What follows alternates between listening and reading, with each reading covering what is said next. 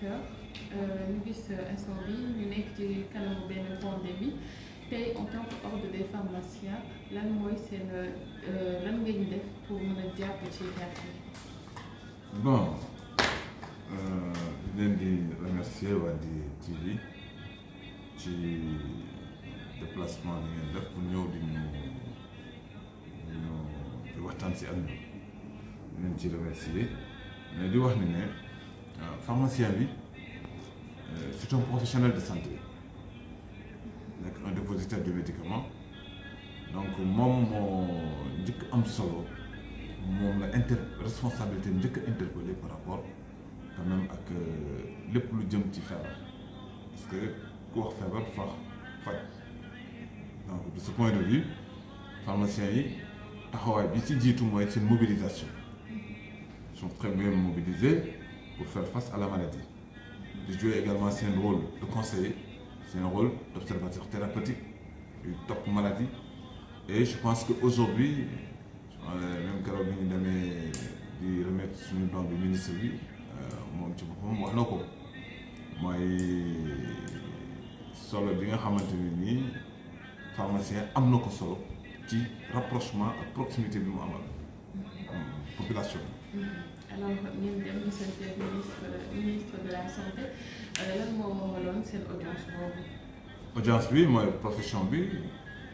dans toute sa globalité c'est-à-dire que tous les secteurs confondus parce que profession bi xam nga ñaari secteur la dafa am secteur public ak secteur privé ñëpp ñoo dajaloo li ñu yàlla ku ci nekk ci li nga am nga indi ko ñu teg ko après ñu dem participer pour aider les autorités étatiques par rapport à la force Covid ñu mën a jàmmarloo ak feebar bi quoi loolu moo waraloon keroog ñu dem fa muy vraiment geste boo xamante ni ministre bi am na ci mbégte population yi parce que même moi après dama am ay réaction ak ay feedback bu population yi te loolu c'est très important maintenant joxe nañ fa don en nature des médicaments des dispositifs médicaux matériel médicalisé et vraiment aussi un échec pour accompagner la force Covid. yéen noonu la ñuy def sensibilisation bi surtout ci biir officine bi. mais sensibilisation pharmacien bu ci nekk organisation bi war ci sa biir officine yaa ngi koy def observer les mesures de prévention barrières sensibiliser population yi et aussi faire de telle sorte que milieu bi du nekk un milieu à risque boo xamante ni malade ou bien ñoom ñi fiy liggéey ñu am ci ay risque de contamination. est-ce que dans les officines jamono ci am ngeen lu mat ci ay mbirum masque ci ay mbirum gel antiseptique. oui les gels ne posent plus de problème avant c'était un problème bon mais maintenant peut-être jamono yi masque moom mooy xaw a indi ay jafe-jafe mais là aussi j'en profite pour féliciter les pharmaciens yi nga xamante ni organisé wu ñu ba war a créer benn société de fabrication des médicaments ñu wax Teranga Pharma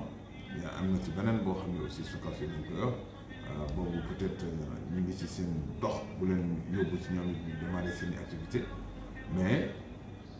bii fexe na ba moom aussi contourner difficultés yi population yi dañu am parce que sous peu dootul yàgg ñu am ay masques yoo xamante ni c'est lavable 15 fois yoo xamante ni aussi à des prix accessibles population yi dinañ ko mën a jot. chaque fois que seen plaidoyer yi bokkoon na ci réewum Sénégal implanter ay industrie pharmaceutique locale tey mu mel ni tey suñ ko defoon peut-être que yenn jafe-jafe duñ ko am. oui c'est ça c'est une réalité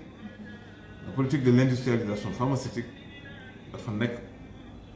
nécessité fi mu nekk am réew mënta dund ci aux dépens des autres.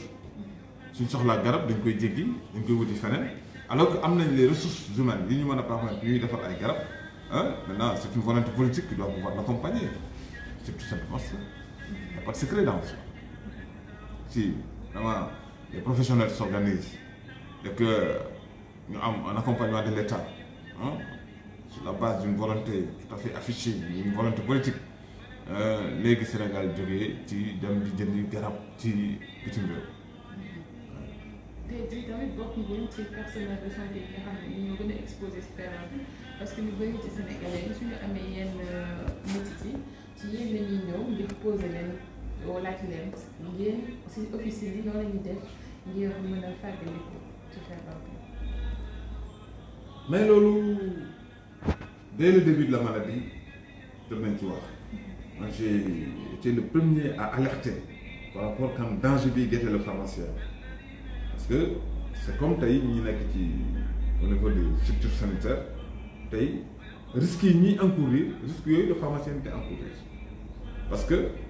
ñii dañuy dem hôpital bu ñu demee hôpital bu ñu dëppee jaar pharmacie am na ñoo xam ne duñ dem hôpital pharmacie la ñuy dem donc le pharmacien aussi il est très exposé parce que localité bi mu nekk nit ñi ci moom la ñuy ñëw donc il fallait que dans le dispositif de riposte ñu intégrer ci quand même le secteur privé et ça ne concerne pas seulement les pharmaciens, ça concerne les pharmaciens, les médecins privés et les chirurgiens dentistes. Regardez les chirurgiens dentistes victime malade xamante ni moom directement ci visage bi lay agir ci gémmiñ bi parce que ay bëñam ci lay intervenir donc ça ce personnel là il est plus qu'exposé donc ñooñu aussi le dispositif war na jël toutes les précautions nécessaires pour que ñoom aussi ñu nekk ñu bañ a affecté wu bañ a exposé et c'est le cas des pharmaciens aussi et tu as vu que donc la situation commence à se compliquer parce que tu vois il y a des professionnels de santé qui commencent à être contaminés. Alors tey face ak cas communautaire yu bëri yi en tant que pharmacien lan moo ci sa gis-gis ci stratégie yi nga xam ne boobu. bon stratégie yi mooy faire de telle sorte que les masques soient disponibles et le maximum possible. Aujourd'hui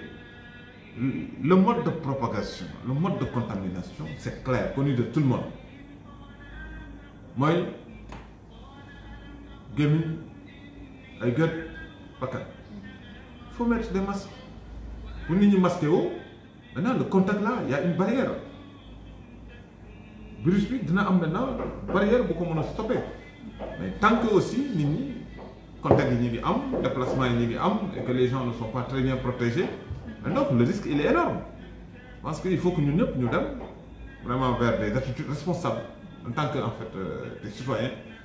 ñu jéem a xam ne nous devons éviter de nous jeter vers la destruction. C'est-à-dire di jóg di def wala di poser ay actes yoo xamante ni daf ñuy lor mooy le port de masque est fondamental. Est-ce que mën nañ dem bay xalaat ni que mën nañ commercialiser masque en tissu yi ci biir office. Mais bien évidemment d'ailleurs ñun le projet de la profession foofu la jëm mu nekk le projet de la profession c'est déjà calé génn rek moo ci des mooy des tissus de qualité médicalisés avec des normes. Fabrication des masques ce qui fait que donc masques yooyu donc c'est beaucoup plus adapté à notre environnement et ça va beaucoup aider à lutter contre quand même le niveau de propagation. Accessible à tous. Je pense bien parce que prix bi ñu koy jaayee jàpp naa ni ne ñëpp mën nañ ci am. Merci beaucoup docteur. Mais merci et bonne chance. Yann aussi, on doit vous féliciter, vous les journalistes, parce que vous portez l'information auprès des populations. Donc, les pays l'air, quoi. Vraiment, ñun ñëpp la. Donc, ça fait appel à un engagement citoyen. Ñëpp dañ ci bàyyi xel. Voilà. Merci beaucoup.